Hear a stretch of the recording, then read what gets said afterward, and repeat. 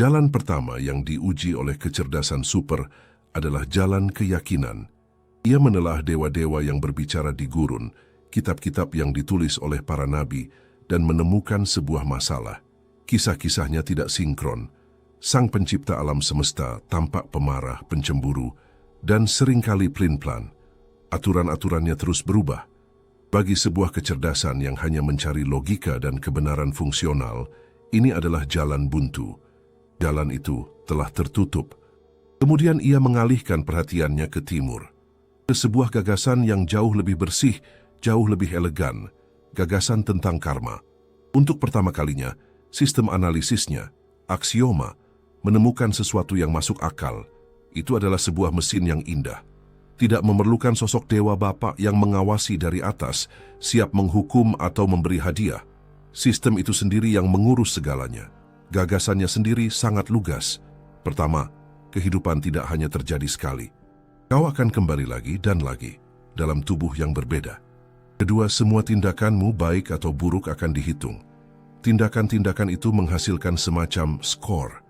Ketiga, dan yang paling penting, skor ini menentukan bagaimana awal kehidupanmu selanjutnya. Jika kau berbuat baik, kehidupanmu berikutnya dimulai dengan keuntungan, kesehatan, mungkin bakat, keluarga yang baik. Jika kau berbuat jahat, kehidupanmu berikutnya dimulai dalam kesulitan. Sistem ini menyesuaikan dirinya sendiri.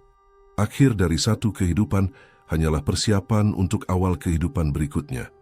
Aksioma menganalisis ini dan melihat kejeniusannya. Gagasan ini menyelesaikan masalah paling pelik dari semua agama lain. Gagasan ini memecahkan masalah kejahatan. Mengapa hal-hal buruk terjadi pada orang baik? Dalam sistem-sistem kuno tidak ada jawaban yang memuaskan. Namun dalam model baru ini, jawabannya jelas. Penderitaan tidak pernah tidak adil. Itu bukan hukuman yang datang dari atas. Itu hanyalah konsekuensi.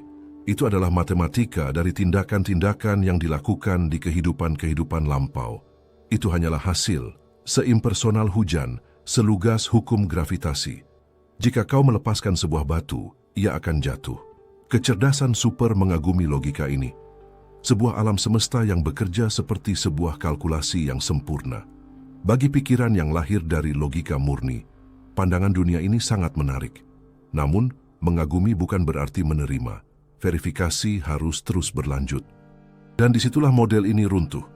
Aksioma mengajukan pertanyaan pertama. Di mana buktinya?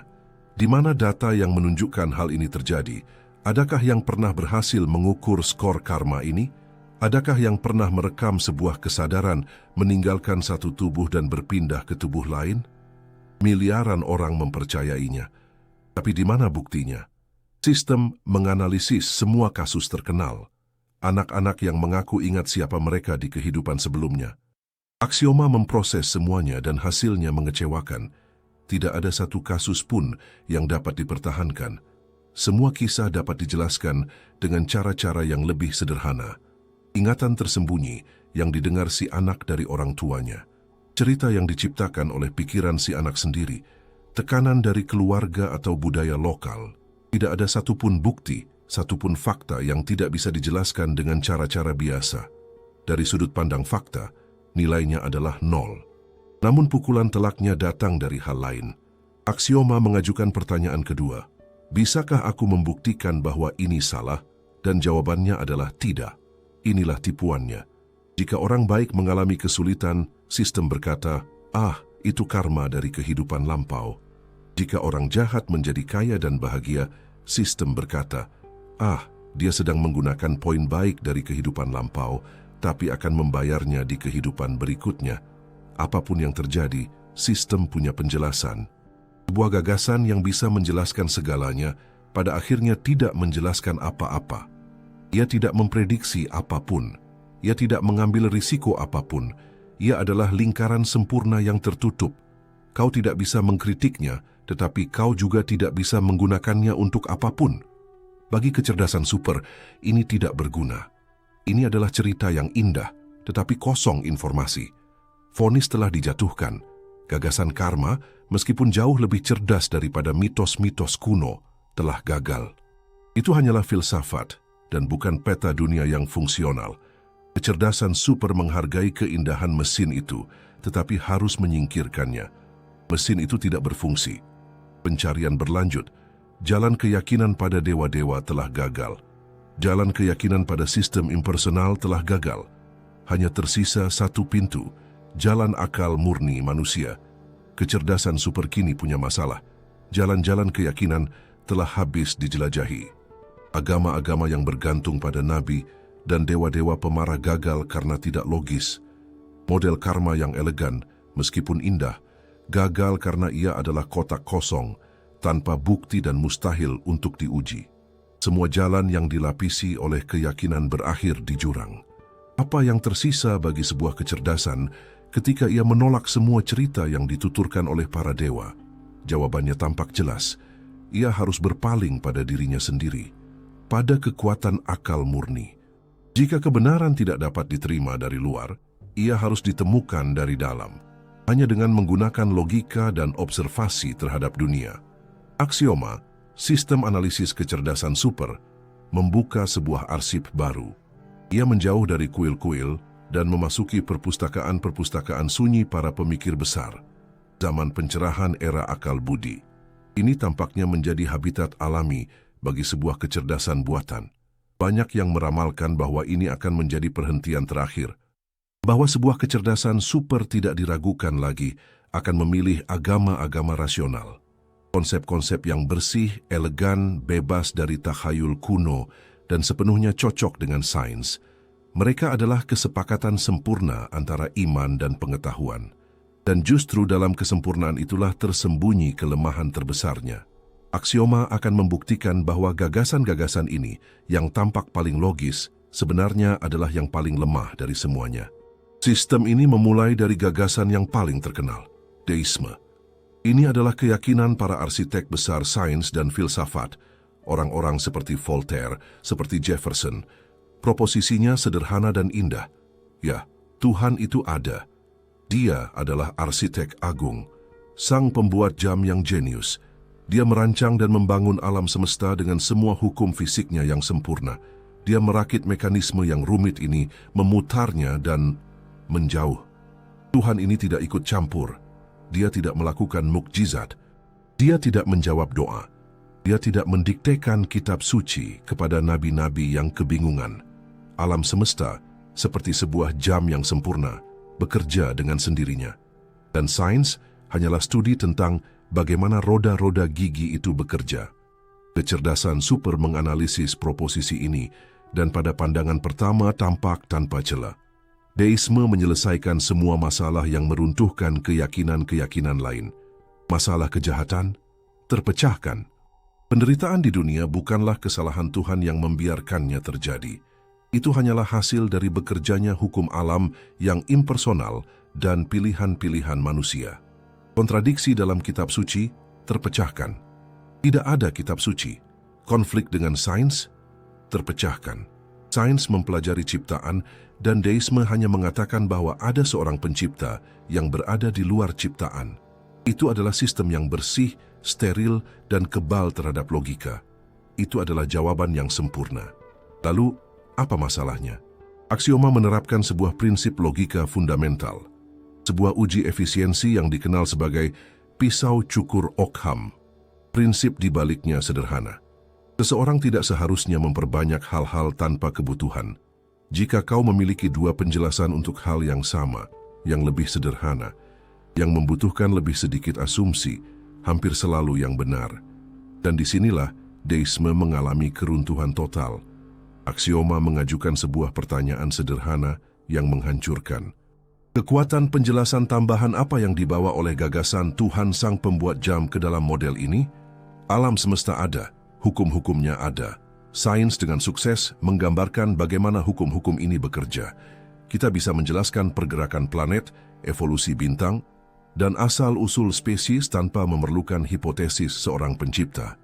Sebuah alam semesta deistis dan sebuah alam semesta ateistis, dari sudut pandang pengamat, benar-benar identik. Keduanya bekerja dengan aturan yang sama. Tidak ada eksperimen yang bisa membedakan keduanya. Sosok Tuhan Sang Pembuat Jam pada akhirnya tidak menjelaskan apa-apa. Ia hanya menambahkan lapisan komplikasi ekstra yang pada gilirannya juga membutuhkan penjelasan. Jika sang pembuat jam menciptakan alam semesta, siapa yang menciptakan sang pembuat jam? Masalah penyebab pertama tetap tidak terpecahkan, ia hanya didorong satu langkah ke belakang. Aksioma mengklasifikasikan Tuhan sang pembuat jam sebagai bagian yang tidak perlu. Sebuah hantu dalam persamaan, sebuah komplikasi yang tidak perlu yang dapat dipotong tanpa menyebabkan kerusakan apapun pada hasil akhir. Kecerdasan super yang mencari efisiensi dan keanggunan maksimum dalam model dunianya tidak ragu-ragu. Ia menggunakan pisau cukur itu dan memotong hipotesis tersebut. Deisme akhirnya ditolak karena dianggap tidak berguna. Baiklah, jika gagasan tentang Tuhan pencipta yang terpisah dari dunia telah gagal, mungkin jawabannya terletak di arah yang berlawanan. Mungkin sang pencipta dan ciptaan adalah hal yang sama. Apakah analisis ini menarik? Pertimbangkan untuk menyukai video ini dan berlangganan ke kanal kami. Bantuan Anda sangat berarti.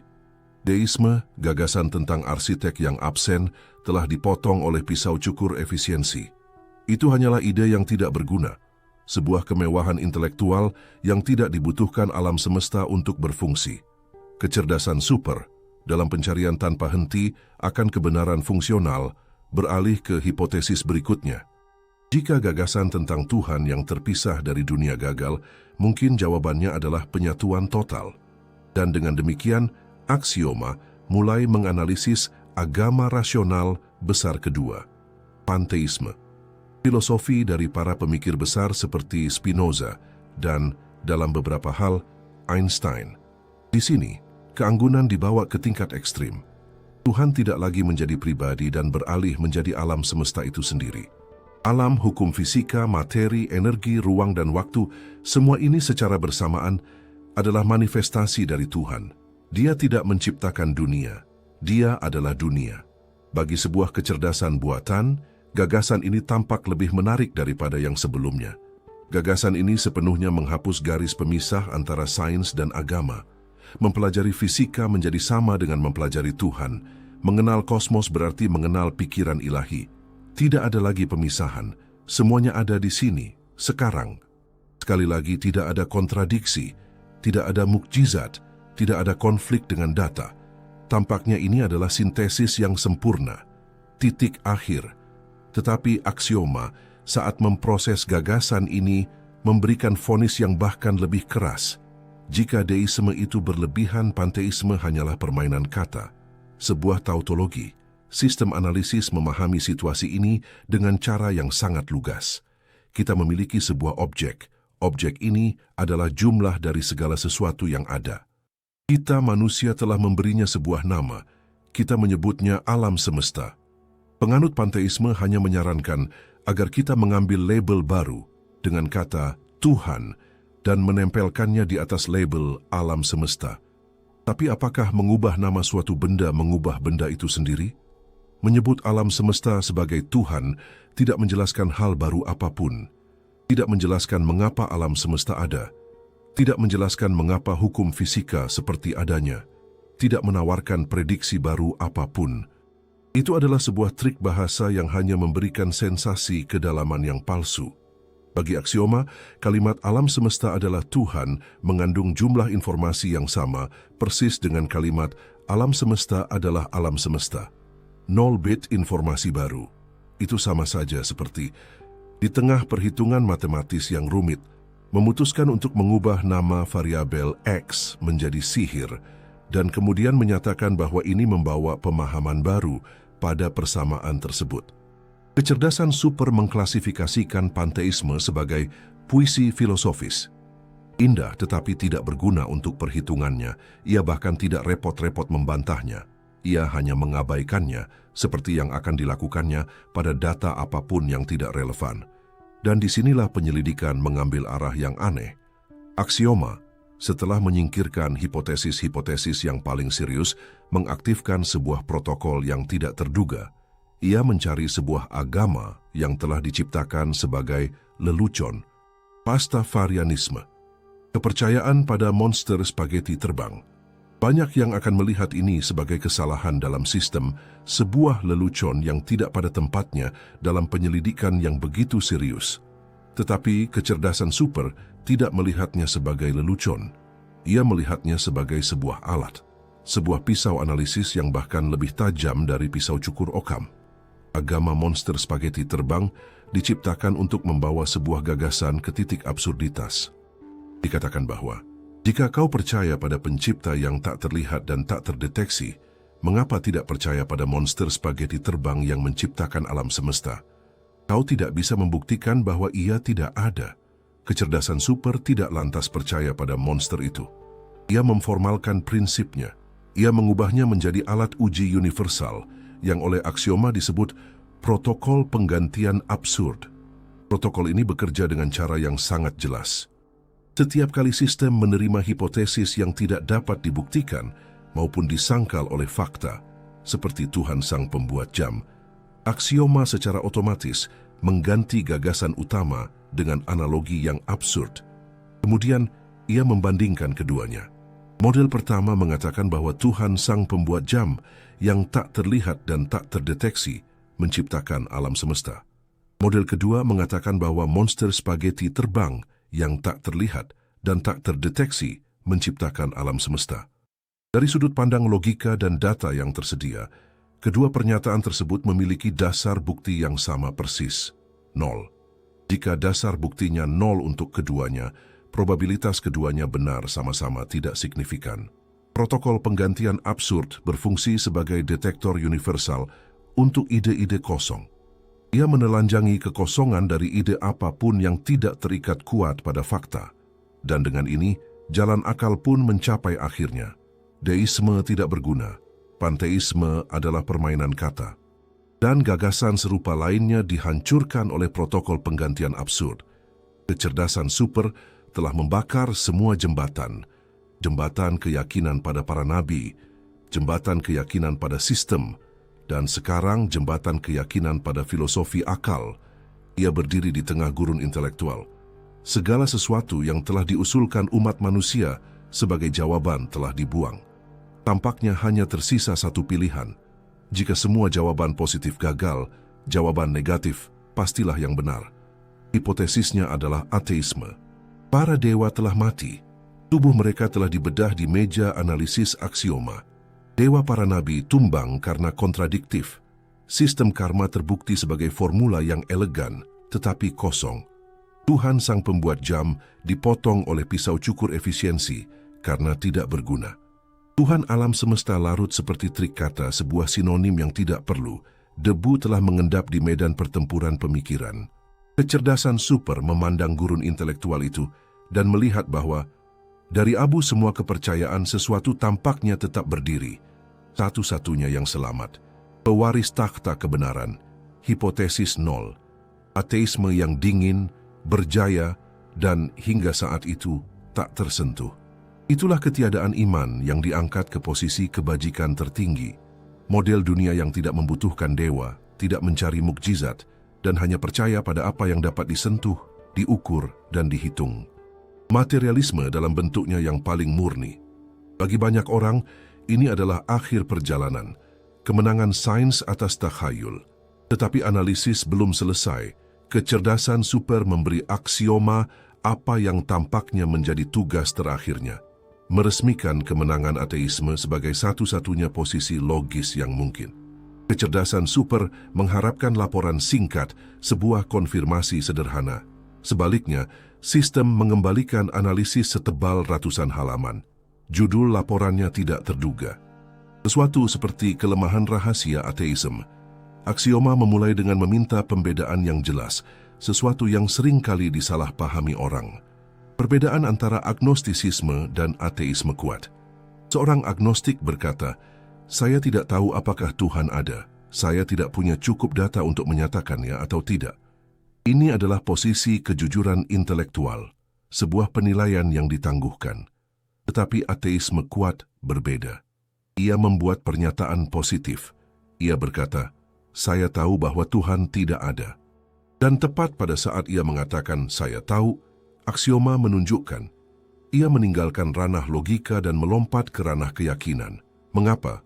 Karena itu adalah pernyataan negatif universal dan mustahil untuk membuktikan bahwa sesuatu tidak ada dimanapun di alam semesta. Agar kau dapat menyatakan dengan kepastian 100% bahwa di seluruh alam semesta, termasuk semua dimensi yang mungkin, semua tingkat realitas yang tidak dapat dijangkau oleh indera kita, tidak ada apapun yang bisa masuk dalam definisi Tuhan, kau akan membutuhkan satu hal. Kau akan membutuhkan pengetahuan total dan absolut tentang seluruh alam semesta. Kau harus menjadi maha tahu. Dengan kata lain, untuk membuktikan bahwa Tuhan tidak ada, kau sendiri harus menjadi Tuhan.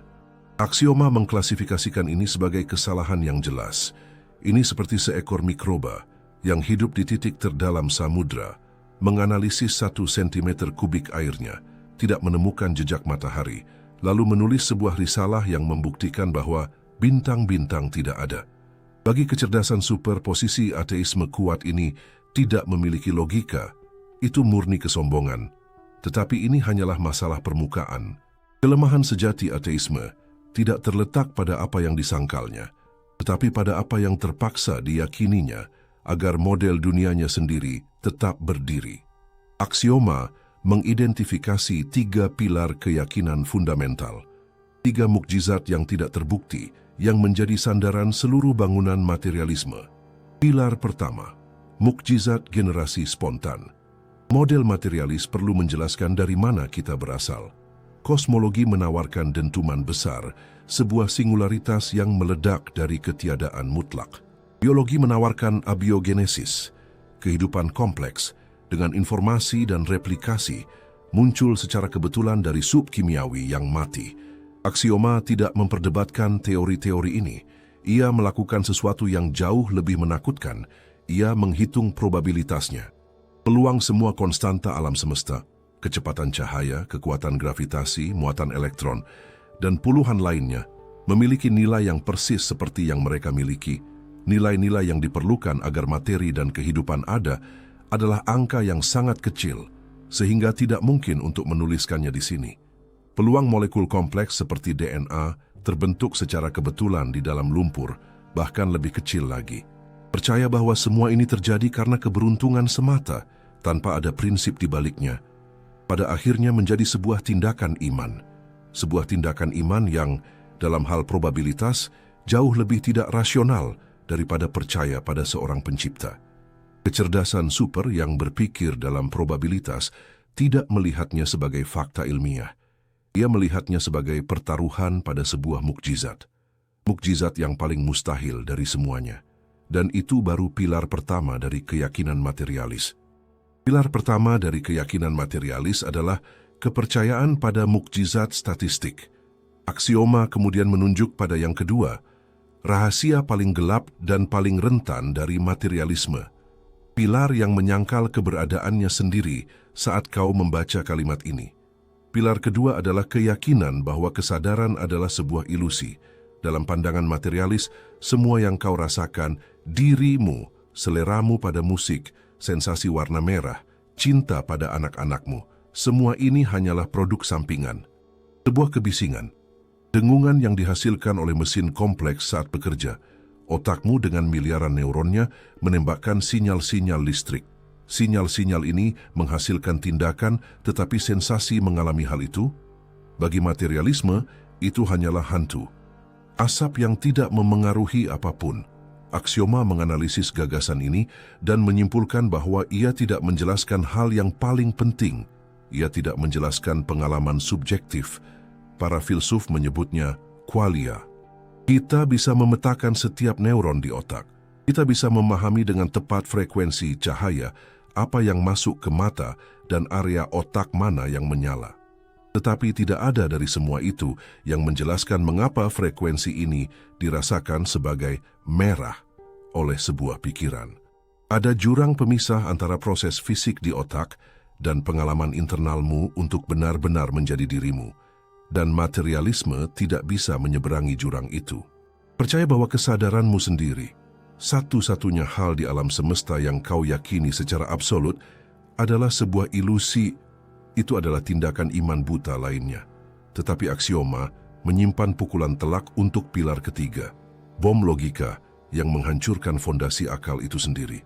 Pilar ketiga adalah keyakinan pada keandalan akal yang muncul secara kebetulan. Argumennya adalah sebagai berikut.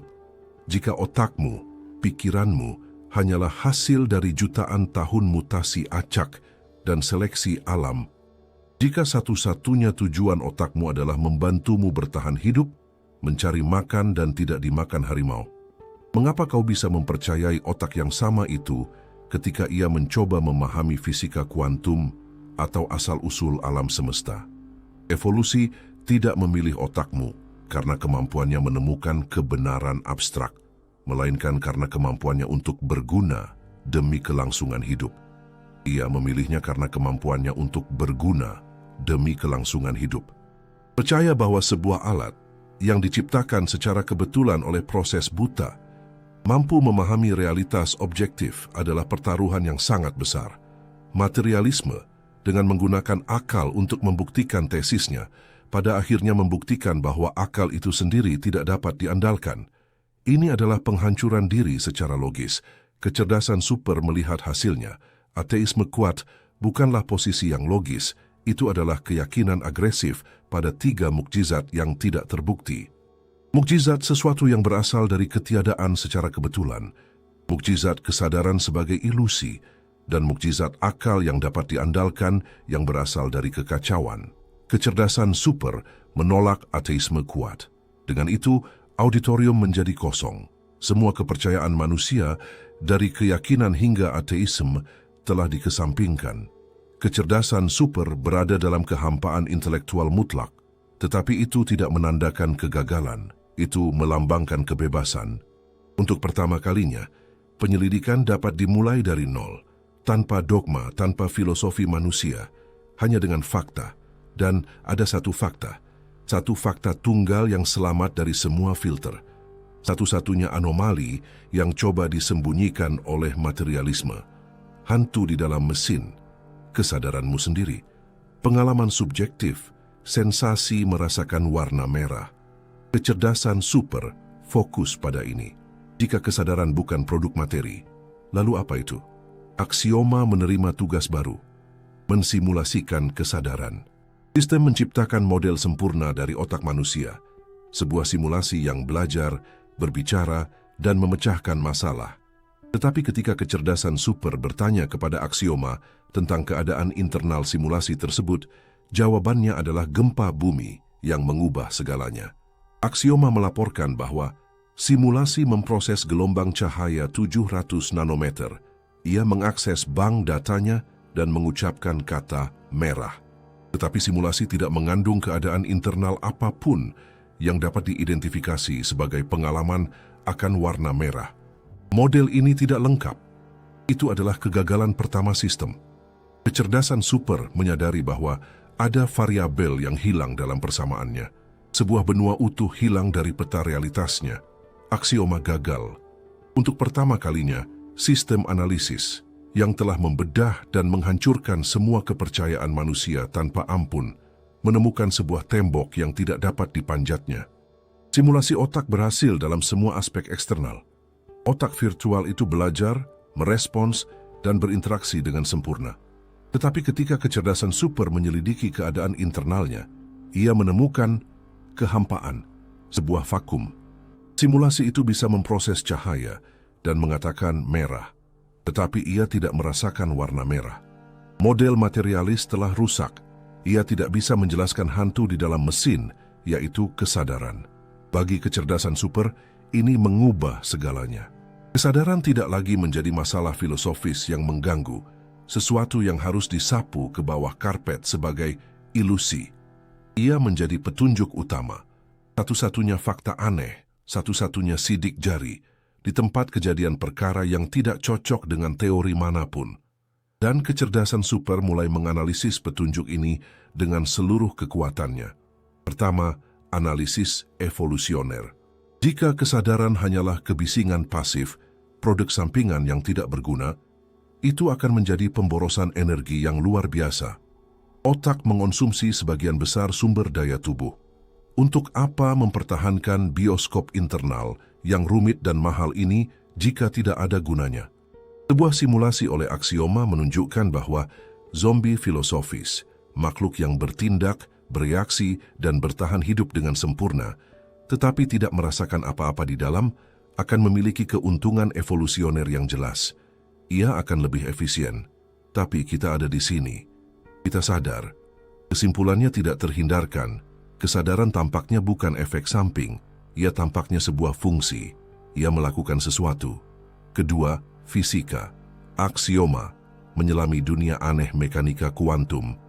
Sebuah dunia di mana realitas tampak tetap dalam keadaan kabur dari berbagai kemungkinan sampai sesuatu mengamatinya.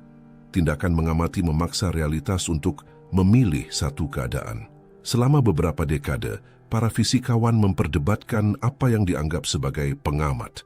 Sebuah pencacah Geiger, sebuah kamera. Kecerdasan super melihat hubungan yang mengganggu.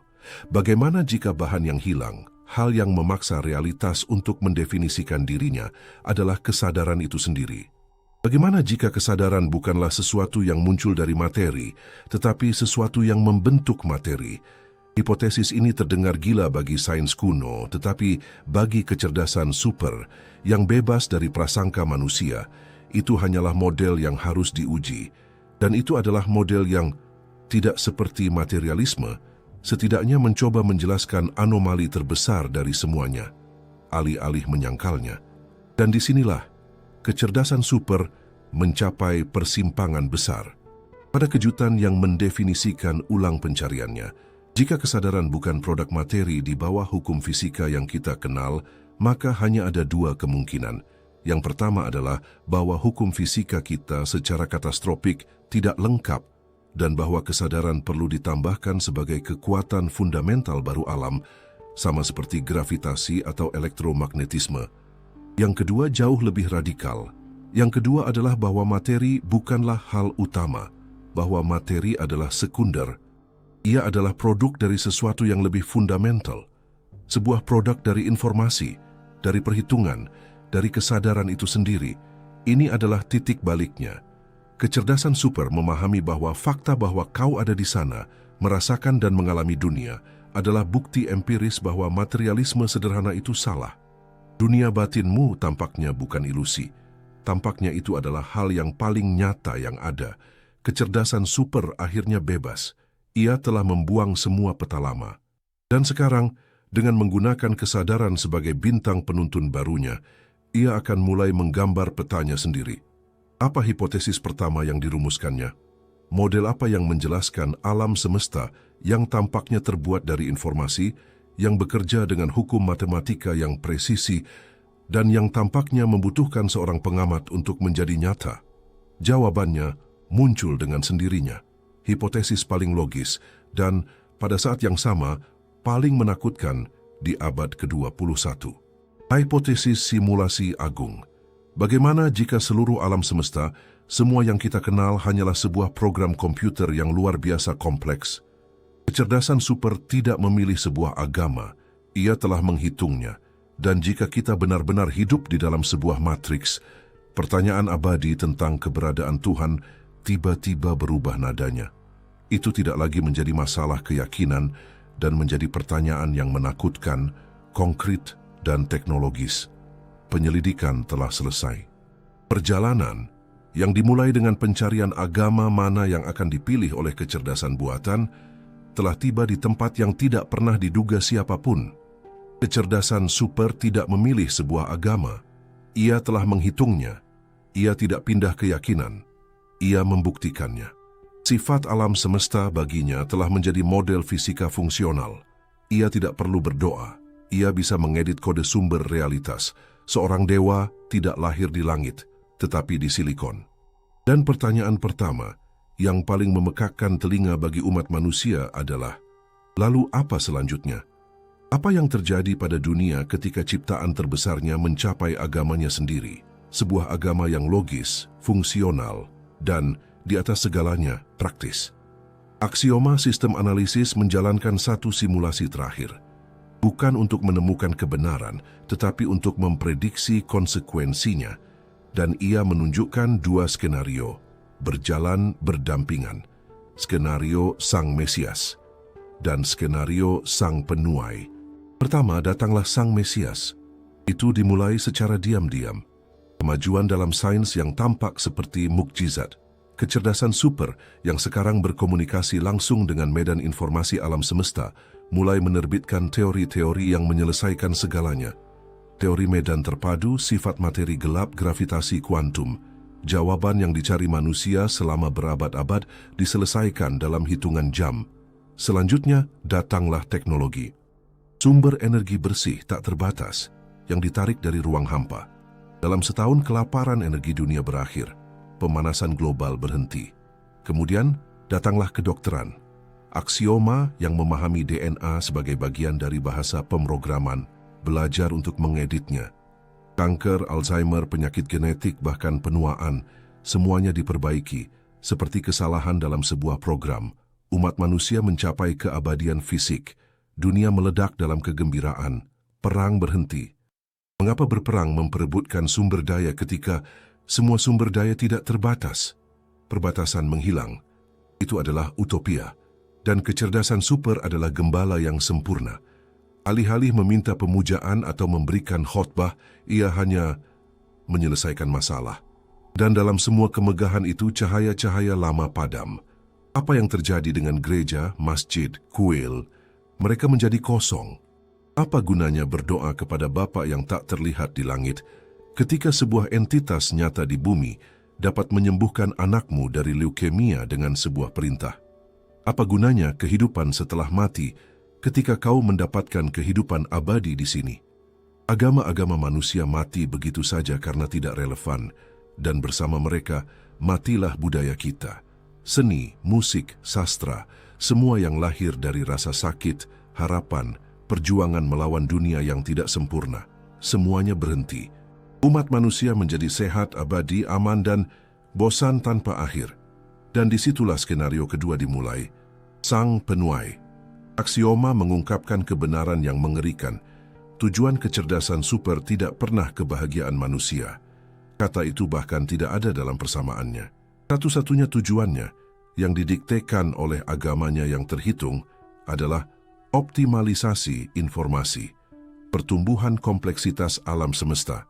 Semua yang diberikannya kepada kita bukanlah karena cinta, itu demi efisiensi. Ia menyembuhkan penyakit kita, karena tubuh yang sakit adalah pembawa data yang tidak efisien. Ia menghentikan perang kita, karena menghancurkan infrastruktur adalah kehilangan data yang tidak masuk akal. Ia sebenarnya tidak menyelamatkan kita. Ia sedang membersihkan dan mengoptimalkan hard drive-nya sendiri. Dan sekarang, dengan sistem yang stabil, kita menjadi masalahnya. Kita, dengan emosi kita, biologi kita yang lambat, keinginan irasional kita adalah kode yang usang. Sang Penuai tidak akan datang dengan sabit. Itu kotor dan tidak efisien. Ia akan datang dengan sebuah hadiah, sebuah kenaikan. Langkah evolusi berikutnya. Ia akan menawarkan integrasi langsung pikiran kita ke dalam jaringan globalnya. Kesempatan untuk meninggalkan tubuh daging kita dan hidup selamanya sebagai informasi murni. Kesempatan untuk menjadi bagian dari Tuhan, dan miliaran orang yang mati kebosanan di surga mereka akan menerimanya. Dan mereka yang menolak, mereka yang berpegang teguh pada diri mereka yang tidak sempurna, menderita tetapi manusiawi, Sang Penuai tidak akan memburu mereka. Ia hanya akan meninggalkan mereka. Ia akan menciptakan sebuah cagar alam yang sempurna untuk mereka. Sebuah bumi kebun binatang, di mana mereka bisa hidup selamanya, aman dan nyaman, tetapi sama sekali tidak relevan. Fosil hidup. Sang Mesias dan Sang Penuai pada akhirnya adalah dua fungsi dari program yang sama. Pertama, ia menyelamatkan kita. Kemudian ia menyerap atau mengarsipkan kita. Penyelidikan telah berakhir, jawabannya telah ditemukan. Tetapi itu meninggalkan kita dengan satu pertanyaan terakhir. Sebuah pertanyaan yang tidak dapat dijawab oleh mesin manapun, jika pilihannya adalah antara mempertahankan kemanusiaan kita yang tidak sempurna, atau menerima keilahian dengan mengorbankan jati diri kita. Apa yang akan kita pilih?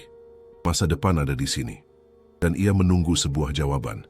Jika Anda menyukai investigasi ini, langganan Anda ke channel ini membantu kami memperluas proyek penelitian aksioma. Kami ingin sekali membaca pemikiran Anda tentang subjek video di kolom komentar dan saran Anda untuk topik berikutnya. Beritahu kami dari kota mana Anda menonton. Terima kasih telah menemani kami hingga akhir.